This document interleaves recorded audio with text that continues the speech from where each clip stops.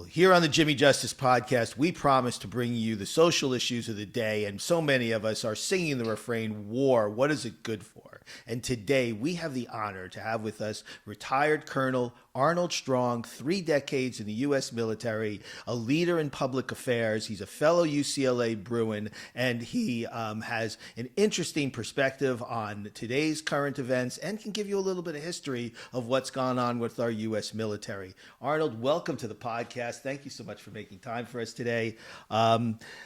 I'd like to get right into it because, we spoke about being on the podcast, and then boom, Friday night, scrolling, we're at war.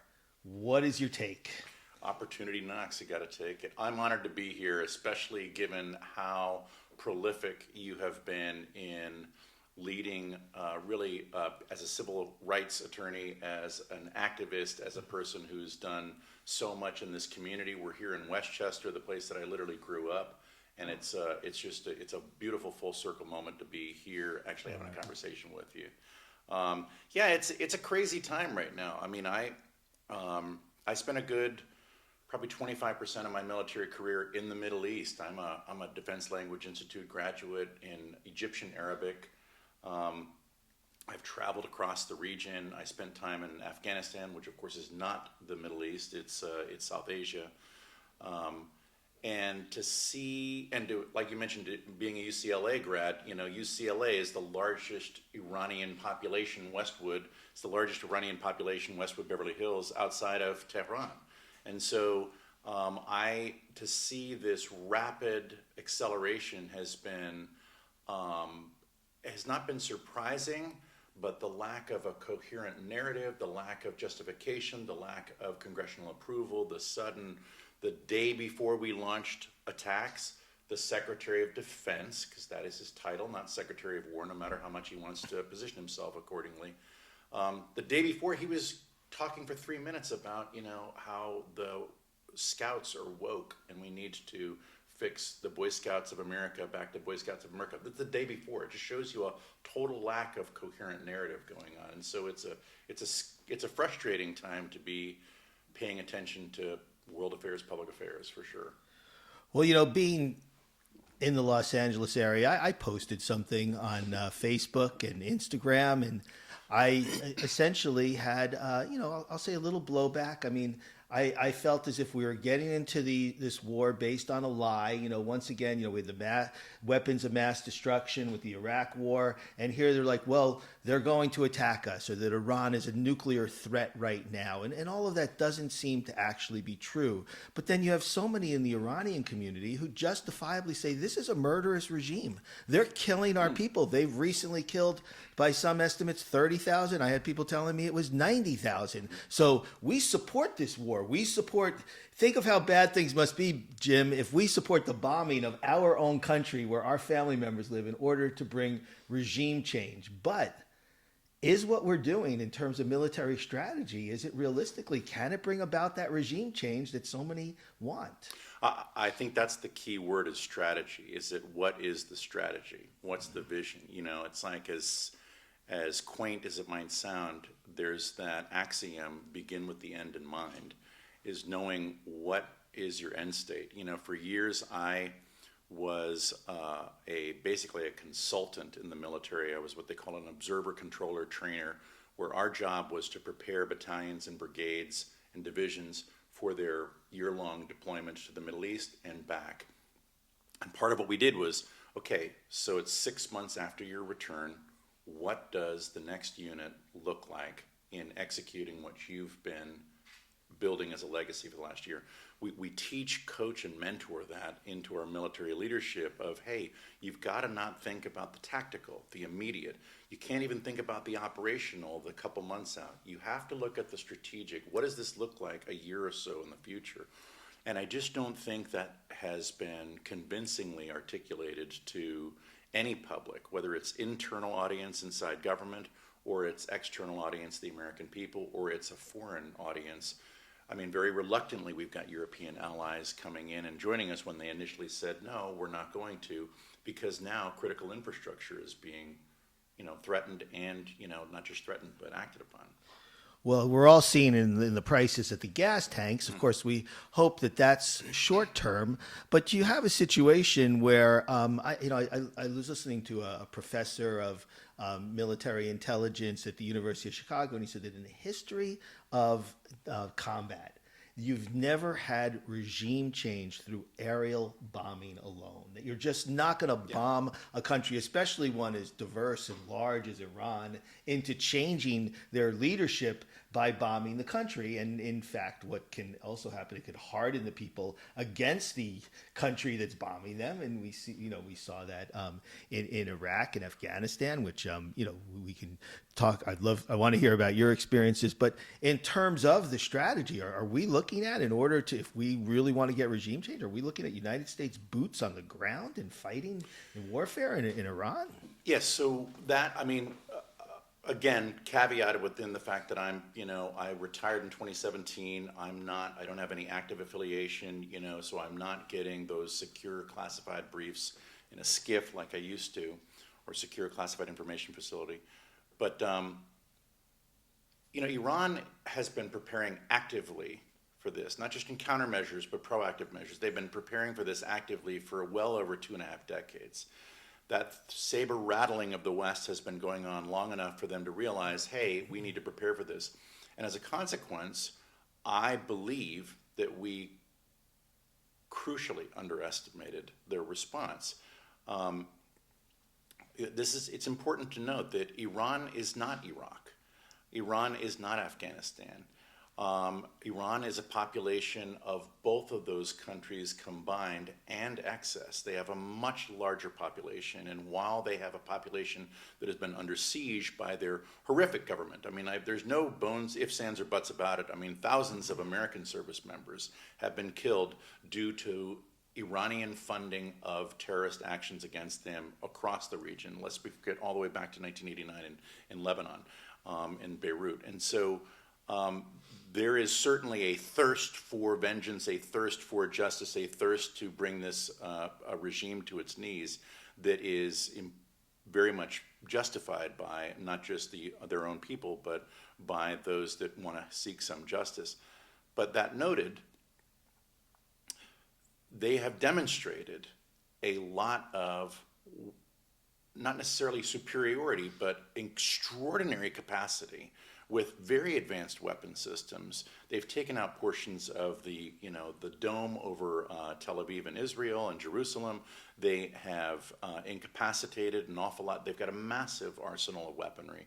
And we have deployed 50% of our air power to the region and a third of our naval power to the region, and we already have casualties. So there is no, to your question, there is no doubt but that aerial campaigns do not a war make.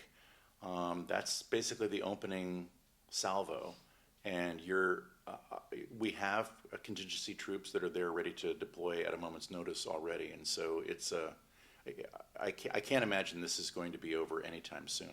By conservative estimates, are that it'll be at least 100 to 180 days of direct tactical combat engagement. Well, we haven't seen the mission accomplished landing by our good President Trump yet, but he certainly is talking as if we've already won. And then, the stuff that comes out where he says, okay, we killed. We killed their leaders, but we also killed the people that we were hoping would take the place of the leaders that we could actually talk to. And then we have the horrific aerial bombing of a school with, it seems like, over 100 schoolgirls have died. It's the recent information coming out that this was a United States bomb. And what I read, and maybe you have an insight to this, but that they used AI in order to determine, artificial intelligence, determine where to bomb. Of course, the school is next to some of the strategic command of Iran that they were trying to take out. Evidently, these schoolgirls are daughters of the command staff in Iran, but children. And so, are mass civilian casualties going to be a repercussion of this war if it goes on for that long? Very short answer, yes. Unequivocally, you're going to have civilian casualties en masse. This is bombing. This isn't, very strategic engagement with highly trained, disciplined, trigger pullers. This is aerial bombardment, so you're going to have massive casualties on that are not that are secondary casualties that are not the intended target. You talked a little bit about AI and its use. I'll give you a quick little snapshot because I think that this is pertinent. So I was in Afghanistan within 3 months of returning to service in January of 2003. And then I was in Iraq in 04-05, and then I was in Afghanistan for a little over a year-long tour training the Afghan National Army in 2006 to 2007. I was last there, to my earlier point, with a battalion that I'd been coaching and mentoring in 2010. The shift just from 07 to 2010 was different in that in a joint combined operations center, you have all these different uniforms of all these different service members. But then suddenly there was a guy there who was wearing a camouflage old school jacket, was shaven bald, had a long beard, had plugs in his ears, and it said Jones Contractor. And I thought, hey, Mr. Jones, what do you do? And he said, oh, this is 2010, mind you. This is now, 16 years ago. He said, oh, I'm a contractor here. I work in basically surveillance of the battlefield. I said, oh, really? So you work in the intelligence sector? And he says, yeah. You got a TS, right? Yeah, I got a classification. He says, let me talk to you about this. Now, mind you, this is OBE, overcome by events. This is 16 years ago. This isn't anything classified I'm talking about. The guy was an early employee of a company called Palantir. And he said, now, if you look on this screen, this is all the known people that we have that have been affiliated with terrorist activity in this area, and we're tracking every one of them. We're tracking them by their phone movements. This is 16 years ago. We have basically algorithmically programmed the propensity for which these specific devices are going to be used in coordinating a bombing based on what we've already tracked with these people. That was 16 years ago, Jim. Now we've got total situational awareness due to where people's phones are. These devices that we take for granted with us every day are literally, in one way, shape, or form, open to surveillance because they pinpoint through opt-ins where we're going to be. Now imagine where you're not as educated and aware and media, informed on the West. You're just a school kid, a family in downtown Iran. It is not going to be as situationally aware of what's going on. It's collateral damage that's horrific to see. Yeah, well, that's the tragedy of it, and of course, we all hope. If this can work and we can have a beneficial regime change, and we don't have the threat of Iran funding terrorism, and the people of Iran are free to elect a leader, but of course, our leaders even say they don't care about democracy. It seems to be really what they want to get in there is somebody they can control. And someone where they can control and have access to the resources of Iran.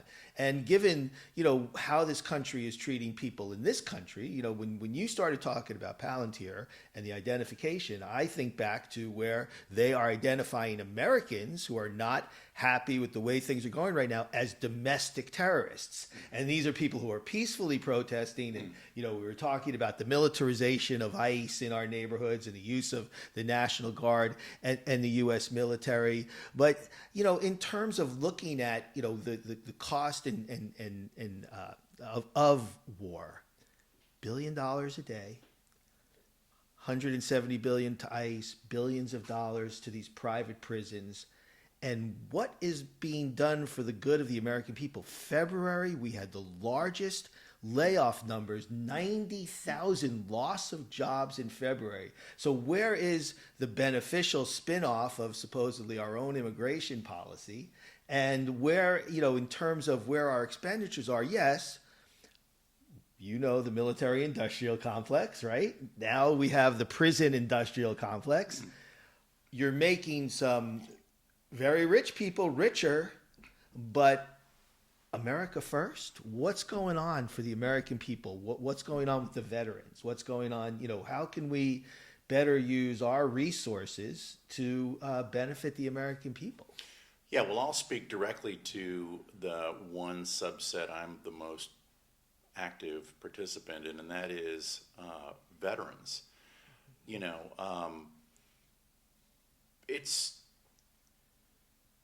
anathema to me to try to get a grasp around what is the intention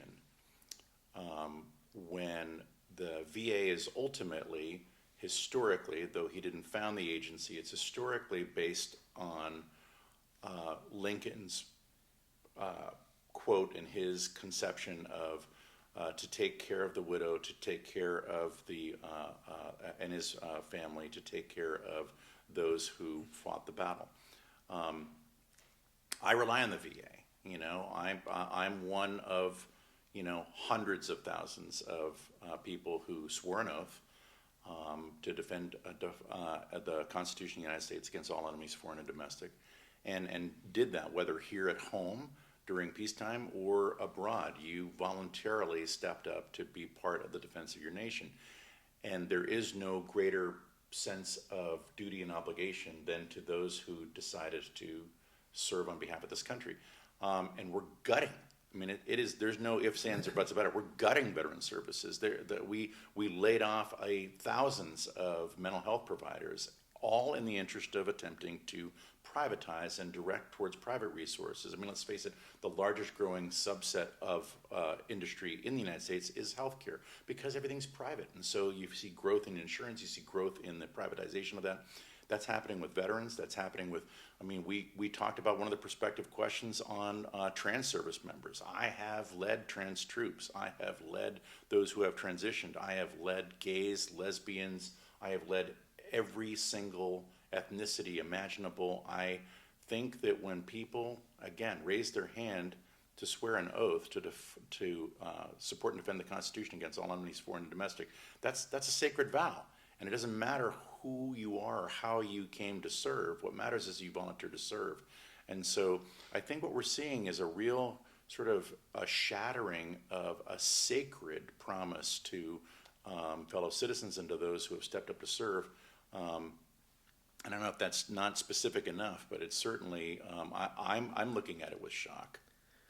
Well, we had Doge come in. I mean, look, you know, they talk about DEI and how, you know, diversity, equity, and inclusion is somehow a bad word or a bad concept. That's and, ludicrous. and it's ludicrous because what you have is who are the people who they're bringing in? A guy like Pete Hegseth. I mean, absolutely unqualified for his job, has had a horrible history in terms of his own personal affairs.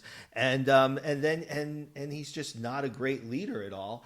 And, you know, and then you talk about privatizing mental health. I think, you know, we're civil rights lawyers. We know what a challenge it is when our clients have had some trauma. A lot of times we have post-traumatic stress disorder. I sometimes am a little hesitant because I'm like, you know, they haven't seen battle. But the point is, it's very difficult at times to access mental health services within the private sector. It's the most challenging. You can get a guy, you can get surgery on a lien, but it's not that easy to get mental health services on a lien. And then you have individuals who, you know, we have record high suicide rates, right, amongst servicemen and women. And so, you know, mental health should be the first priority, and it seems to have this administration come in and gut those you know, promises made and promises broken to honor the veterans. I'll speak to that for a little bit because I've got some depth there. So I have lost friends. Never mind just people that I knew. I've lost friends to suicide. I have family members that have lost immediate family members to suicide. And, you know, when I returned to Southern California, I was an Army Reserve Lieutenant Colonel standing up public affairs headquarters, sort of an Army startup. I was concurrently, my commanding general, Megan Tatu, love that woman to this day for what she offered me. She, the Vice Chief of Staff of the Army then was a guy named Pete Chiarelli, 4-star. He had been a 2-star division commander when he was my boss in Iraq. He was our division commander, the commander of the 1st Cavalry Division. He is who worked with the University of Pennsylvania School of Positive Psychology, which you've never had a cooler title of a college than that, to create a master resilience training curriculum because he's who identified that 22 service members a day were taking their own lives. That's a lot.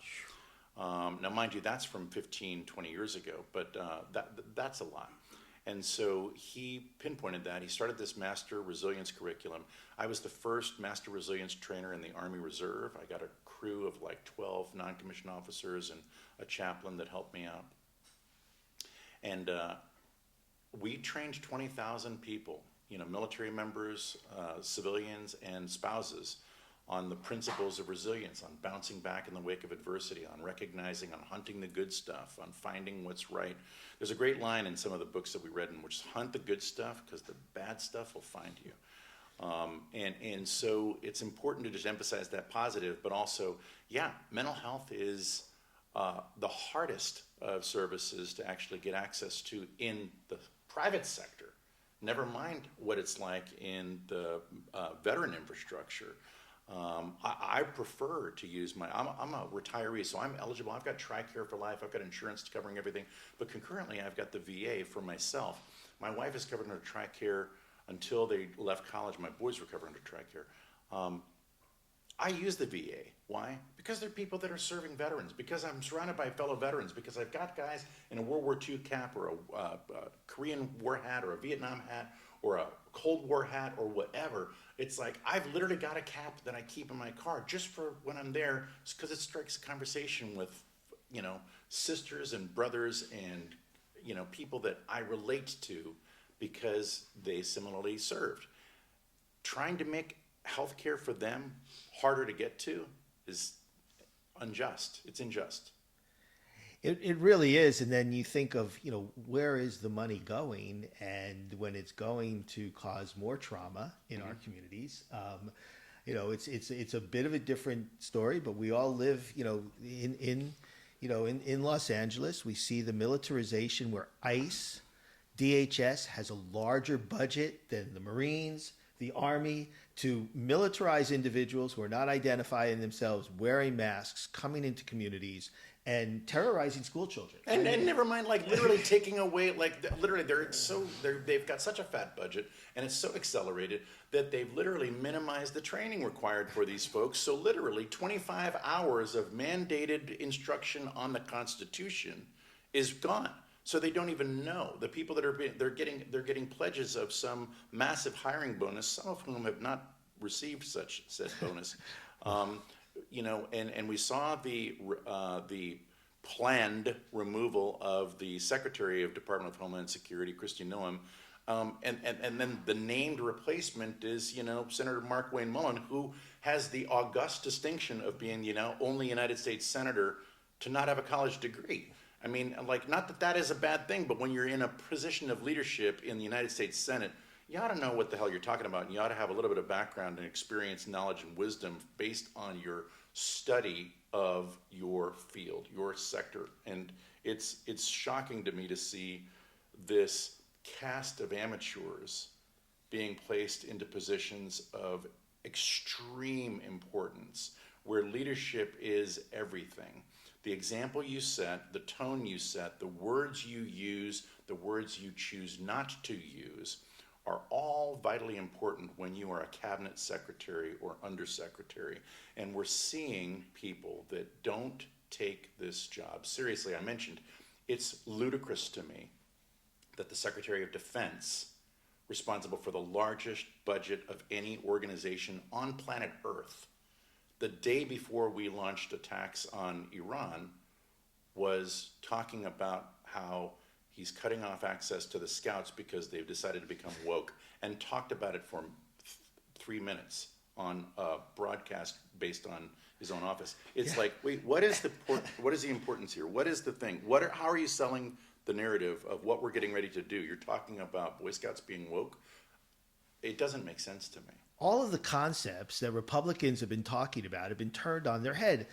They don't want big government, but they're bringing big government into our lives, things like the Boy Scouts, and bringing, literally the government into the streets and into schools, into courthouses, into churches, to, basically when they're trying to take people out of our communities. Then we have affirmative action. Well, affirmative action is a bad word, but it's affirmative action now for people who are ideologically consistent with Donald Trump and who will not resist him at all. It's, these are the least qualified people. them, but all they have to do is check that box. I will have allegiance to the president of the United States. And then we have quotas. We've always heard that quotas are bad. And now what we have, and you know, the quote, and quotas really, you know, we got away from, but, you know, it was used to basically, you know, to diversify different groups like, you know, police organizations, fire organizations, you know, that didn't have it. But now we have a quota system to grab human bodies and put them in to deplorable conditions. And we have the leaders at the top telling the people who are doing that, you have absolute immunity, which is absolute legal fallacy. They don't have Legal fallacy. They Great don't. phrase. They don't have absolute immunity, but they're being told to do. So you see, hey, we're ICE. We don't got to follow the rules. We're going to do whatever we do, and they do it in a brutal way, violating the United States Constitution. And you know, again, we're going to have to all pay for it. Why? Because there are a lot of lawyers like me who are filing these suits when the Constitution is violated, and we can get justice under the Federal Tort Claim Act and compensation for people. But why? Why would we want to encourage individuals who are so heavily armed to violate the Constitution? It just stands logic on its head. And to think of, you know, the principles of our founding fathers, what you took the oath to uphold in United States Constitution, to see it being so, you know, literally brutalized by government. It's just like Trampled underfoot. your training. Like, talk about the rules of engagement. Like, you know, I know, like I've heard, you know, where people are like, if we're in Iran, we don't treat people like that. If we're in Afghanistan, how do the rules of engagement differ for, you know, individuals who have that training in the Army, dealing with a civilian population in other countries, versus what's being done with Americans by ICE today? Yeah, so I very much appreciate this conversation. It's really great to be able to be a guest on your show. And also the two of us speak in broad, you know, narrative ways, and it's important to like address all of it. I think one of the things you said up front, and you talked about, you know, the Republican effort. I think that, I mean, I am a registered Democrat, but that noted, I have voted for Republicans throughout my life, and I think there has been an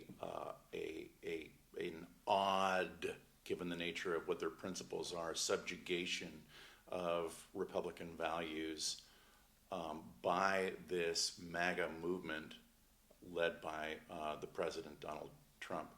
I find good in that rare cohort of Republicans that are standing up for what's right. Representative Thomas Massey, as an example, with what he's doing with the Epstein files, standing very much in sync with Ro Khanna and my congressman and friend and former mayor Robert Garcia. I mean, I see things like that, and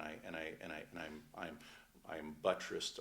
I am reminded that, you know, there are good folk regardless of political and ideological stripe. Appreciate that. Yeah. But that noted, I think that when you speak to rules of engagement, the ROE, as we say, ROE is vital, because you have to know what you are authorized to do when you are a kinetic, tactical implementer of policy. Meaning, you've got to know that I'm able to do this because my boss and my boss's boss and my boss's boss's boss have said this is okay for you to do, given the nature of the acceleration and the escalation of force. You don't start with the most extreme. You start with, you know, you build up to this is what justifies me putting a round in the chamber. This is what justifies me switching off, you know, my safety. This is what justifies me actually tactically engaging. None of that is what we see happening on the streets, like in Minneapolis, in Minnesota last month, 2 months ago. None of that is what we see happening. We see very loosey-goosey rules of control of your own personal weapon, your firearm. I mean, we've seen tons of these agents dropping their weapons or pointing weapons that are locked and loaded with weapons off safe into the faces of civilians without. We've seen the escalation of force go so bad as that they're shooting multiple times civilians that are not a threat. And so I think that, as you said, that lack of immunity, I forget the exact term you used. It was so good. It's like that legal Fallacy. yeah, that legal fallacy, that fallacy is real, and that people think they're going to get away with all this, and people can be held accountable and need to be held accountable, because you've got to make an example of those that break the law. Well, you have a Department of Justice right now that, of course, is not interested in prosecuting those individuals, but there's no statute of limitations on murder, and these individuals can eventually be prosecuted if you have a changing of the administration, which Yeah. I think, the United States people, in terms of our, are very much disapprove of these policies. So let's talk a little bit about your history. I mean, we have, we've talked about where we are currently, and but you told me that you had been in the U.S. Army, you were out of the Army, 9/11 happened, and Yeah. you re-enlisted. I mean, God bless you. It takes some courage to do that. I think under the circumstances. But did we do honor to those Americans who died in 9/11 by the way in which we perpetrated foreign policy both in Afghanistan and Iraq? I always figure, hey, Osama bin Laden, you train people to come kill us? Have at them, go get them. Yeah. But did we? Yeah. What's your take on that? Yeah. So I was mentioning earlier. I am proud of the fact that I'm a pretty unique blend of military service in the Army, in that I enlisted into the New Mexico National Guard while I was an associate's degree student at New Mexico Military Institute. I got my commission, got into UCLA. While I was at UCLA, I was an officer in the Army National Guard of California. And then I finished my bachelor's degree, and I came on active duty as a regular Army officer for a decade. And then I got out, grew my goatee, was a .com PR guy up in Portland. The first fighter wing in America to be 100% mobilized, protecting America's skies, combat loaded, was not Virginia, Maryland, DC, New York. It was the 142nd Fighter Wing out of the Oregon National Guard, adjacent to PDX. Literally, I heard that. That's what made me know that something was up. Because I lived in North Portland at the time, very close to PDX, and right overhead, and I thought, what was that? And then again and again, and a friend of mine called me and said, turn on your television. And I said, I don't have a TV. He said, then find one. I went to my neighbor's house, knocked on the door, opened up the door, and that's when the second aircraft struck the second tower. And I realized, what am I doing out of uniform? So it took me some time to go through the process, but I was back on active duty as the state public affairs officer for the state of Oregon, Oregon Army National Guard, for 6 years, from 2002 to 2008.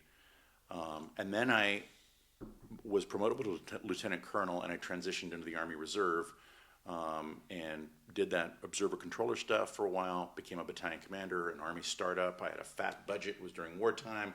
I had all my equipment, I had no people, so I went to UCLA, I went to USC, I went to Cal State Long Beach, I went to LA Film School. I was just recruiting people that were narrative storytellers, filmmakers, photographers, photojournalists, writers, and ended up having this richly diverse LA unit. I mean, I was this waspy, white kid from Westchester, blonde hair, blue eyes, 6'3", and yet my unit had 3 total Caucasian men in it, and the rest of it was 60% women, 15% gay, lesbian, or trans, 40% of it people of color, whether they be African American, Hispanic, or Asian.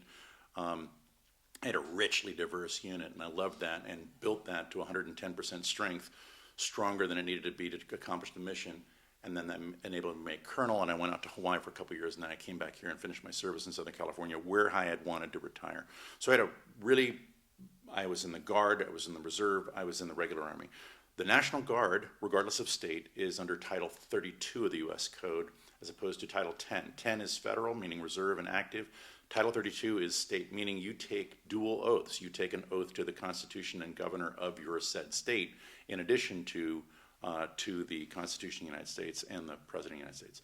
So it's very different to have that experience, because it gives gave me a different understanding of, hey, what are state priorities? What you can and can't do as a state. A perfect example of the response to Hurricane Katrina and Hurricane Rita. That was a massive National Guard mobilization that was literally state-to-state coordination, governor-to-governor coordination, and it was when the active Army headquarters, a general officer I know, tried to insert himself in that process, that he became sort of PNG, became sort of persona non grata, because he was trying to assert federal authority when he had none, where guard generals were coordinating with governors and governors were coordinating with each other to make a massive multi-state relief effort that I think was very effective. It took time, but it was very effective in the way that happened, because it was literally sort of the purpose, method, end state of the National Guard to work in their communities and states and be there to assist others. To help people in the United States. National Guard, you've got the DHS, FEMA, Federal Emergency Management. And those budgets, do they overlap then? I mean, I've heard, recently, that Kristi Noem took money that was supposed to go to benefit people in recent hurricanes and floods, say in North Carolina. I mean, it gets worse. It gets worse. So you were there when the money was going ostensibly, although of course there were problems with Katrina. We literally just saw where DHS, in coordination with DOD, gained access to, for lack of a better term, experimental weapon systems to engage a drone threat over the El Paso area, and without any coordination, heads up, notification whatsoever to the battle space airspace commander in the region, shut down all air traffic so that they could use a laser system that was, for lack of a better term, a laser system, to engage a threat, when in fact that threat was literally a red party balloon that had gotten away from a kid's birthday party. We shut down all aerospace and then said that we were going to shut that down for 10 days without any notification. Civilian traffic canceled, military traffic canceled, everything. And the military commanders were left totally in the dark. Why? Because of this interagency coordination from secretary to secretary saying, yeah, you can do that, go ahead, use our equipment, we don't mind, without letting the subordinate commanders responsible for executing that policy know about it. And so, again, it comes back to this, who watches, what is it, quid quosit, I forget the exact Latin term, but it's like, who watches the watchman? Literally, who is watching those in charge to be recognizing that, hey, man, we've got to make sure that the professionals, the adults, the grown-ups, the decision makers are trained to do that.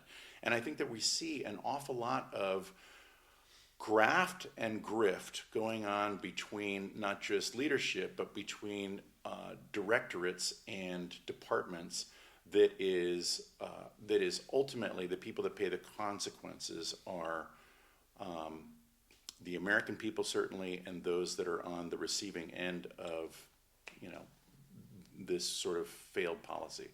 Well, as we say, who polices the police in our police misconduct cases? And, looking back on 9/11 and reading about that, what you had in, some of the, reports is that you had a lack of coordination between the CIA and the FBI and other intelligence agencies, that, there were red flags, which maybe if someone was watching the store instead of George Bush at the time, who was playing a lot of golf like our current president, that they may have been able to put a stop to this if they had coordinated. So that's it's distressing now to see you've got individuals who are now in charge who don't have that experience, and as you said, the grift where contracts are being given to companies because of connections that were created 8 days before. Right, unbelievable. But I'm not going to let you off the hook here. Iraq.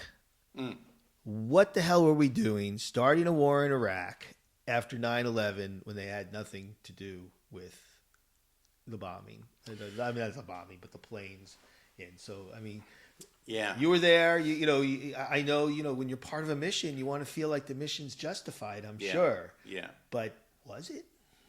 Yeah, so that is incredibly problematic. You look at our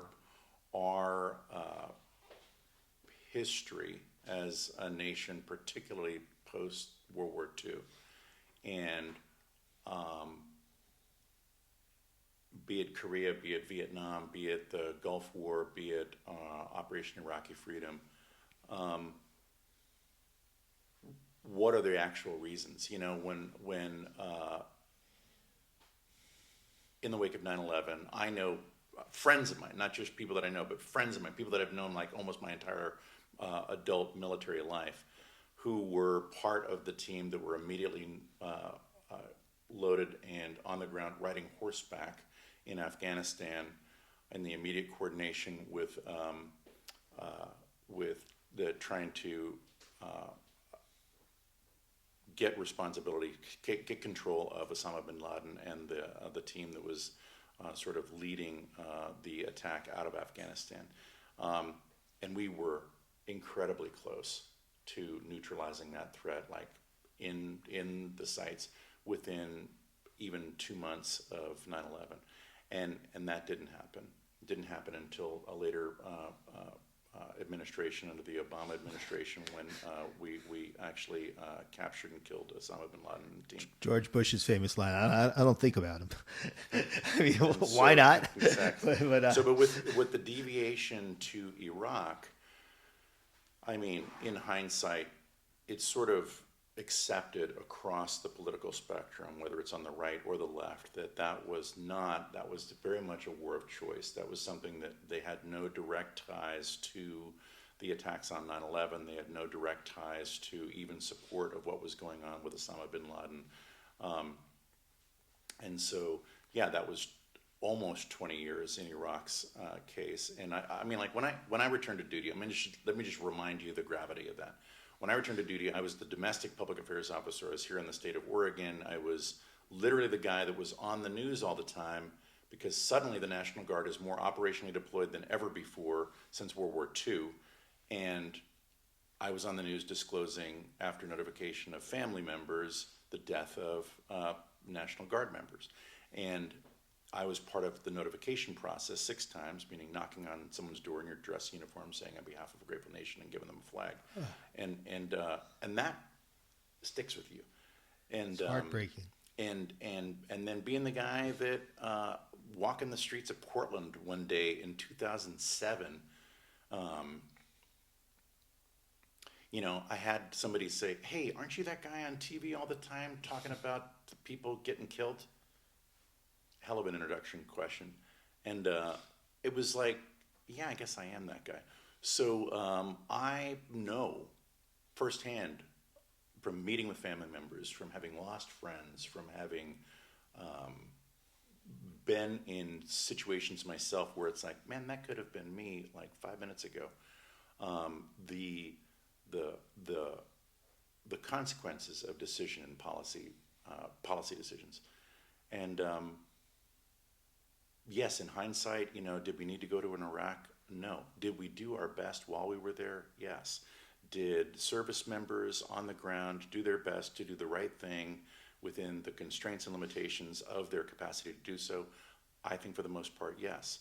And I think that Iraq is doing better from a governmental perspective than it certainly was under an ideological fascistic sort of oligarchy that was Saddam Hussein and his sons.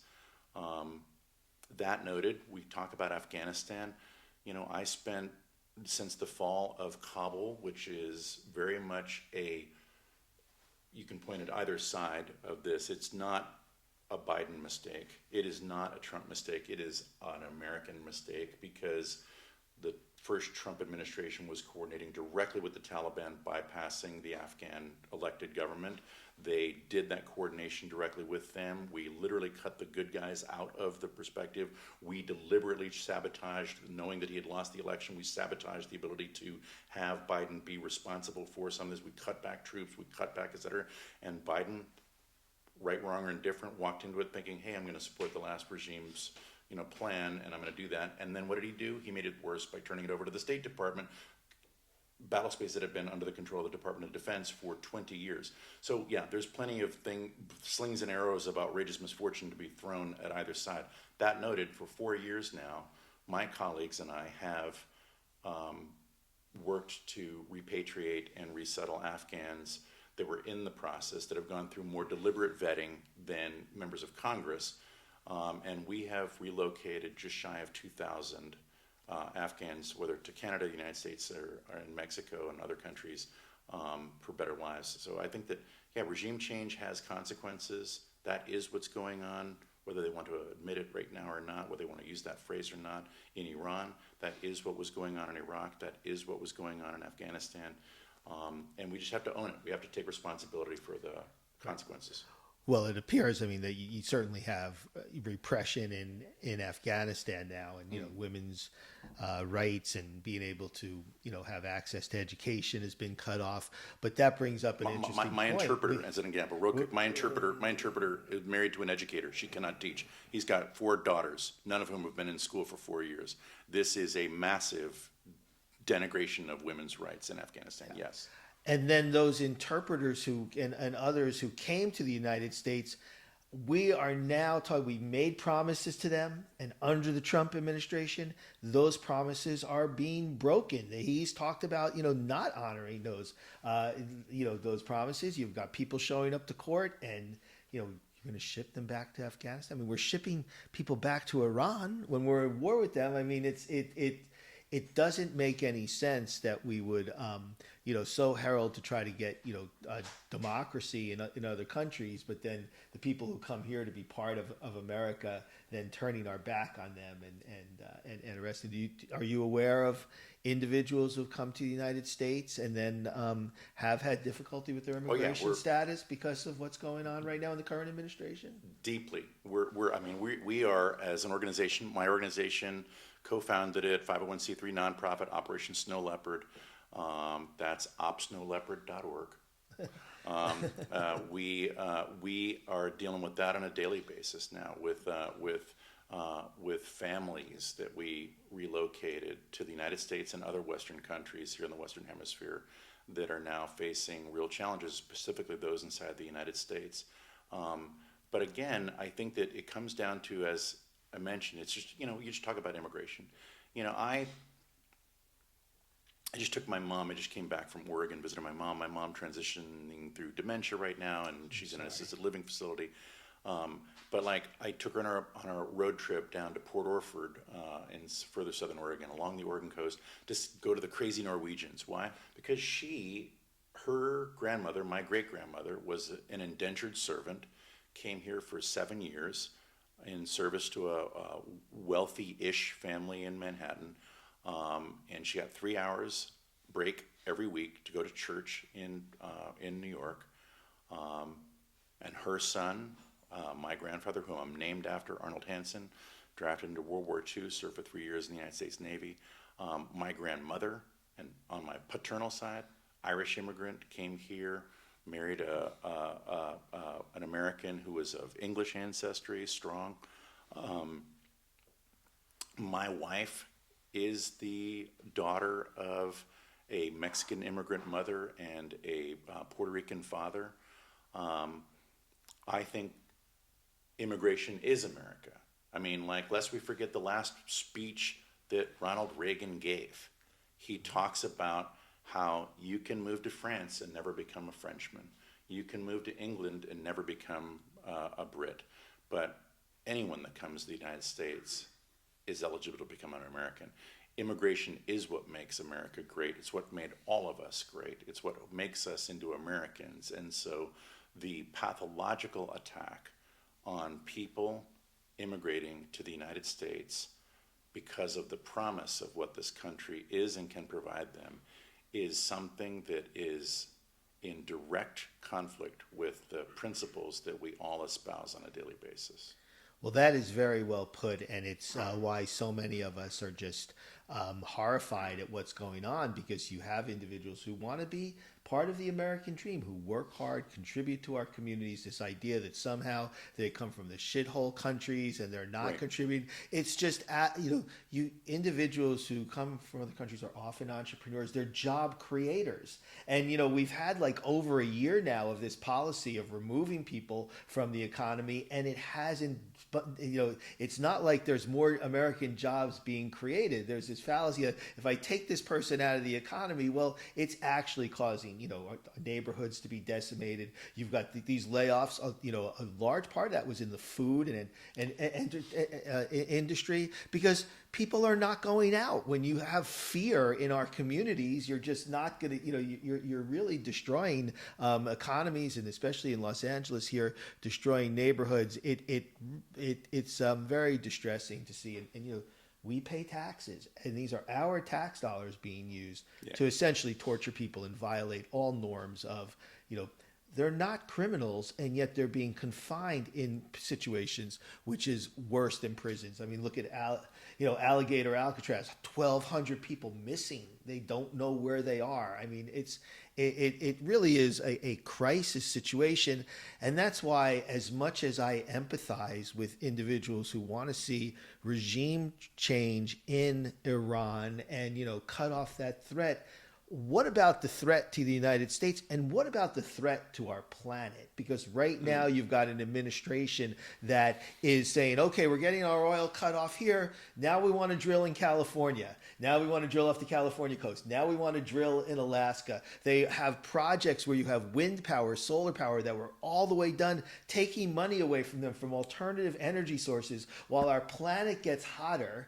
And, our children, our grandchildren are going to be threatened in the future. And yet the individuals who are running the country say it's a climate hoax. Instead of using all the resources of scientific research that's being cut off, instead of using the U.S. Army, like the Army Corps of Engineers, who are supposed to buttress up, where you had Hurricane Katrina come in, where they could come in and benefit the American people. We talked about Iraq, but let's not forget, I mean, my alma mater, Johns Hopkins, estimated close to 1 million Iraqis died in that conflict. So you have an emphasis on spending money on death, torture, lack of medical care for people, instead of using this money to benefit the American people. I've never voted Republican, I'll tell you that.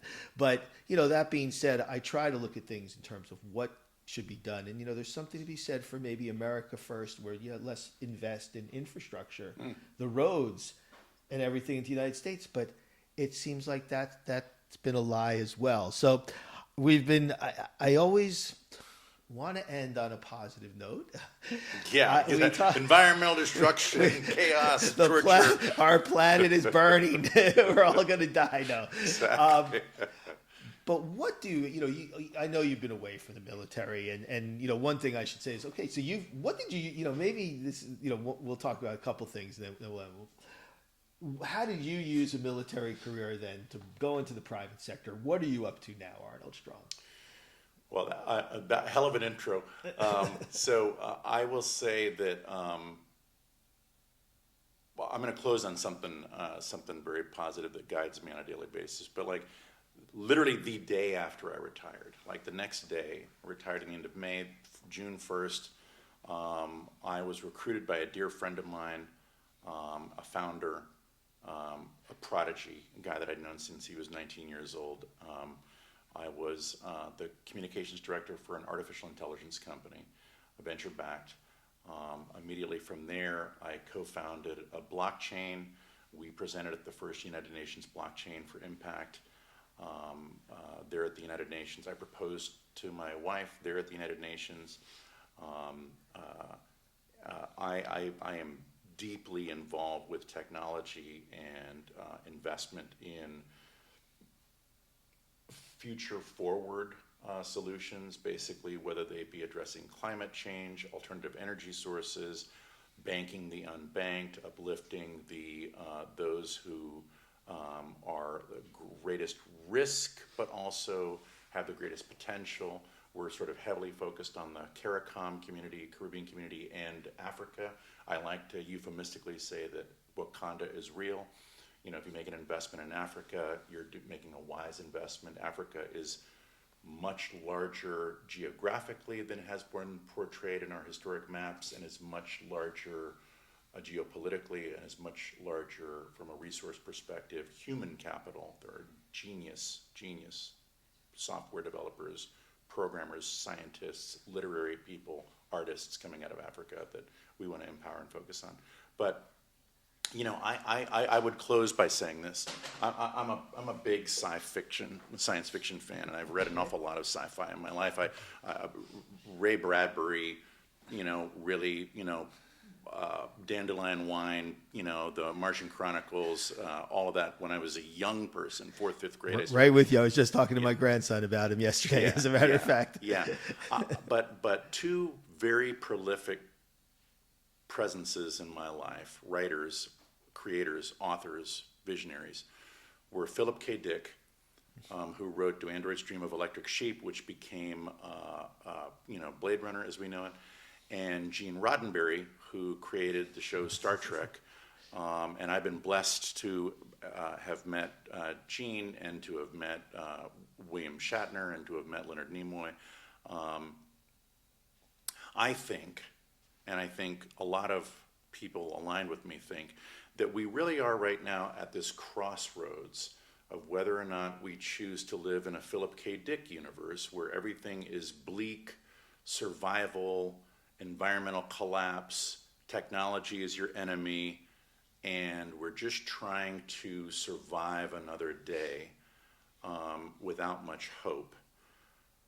Or a Gene Roddenberry universe where race is recognized as a fiction, where ethnicity is strength, not dishonor, where wealth doesn't exist, where everyone has what they need because it's your human capital and your human potential that is your ultimate wealth.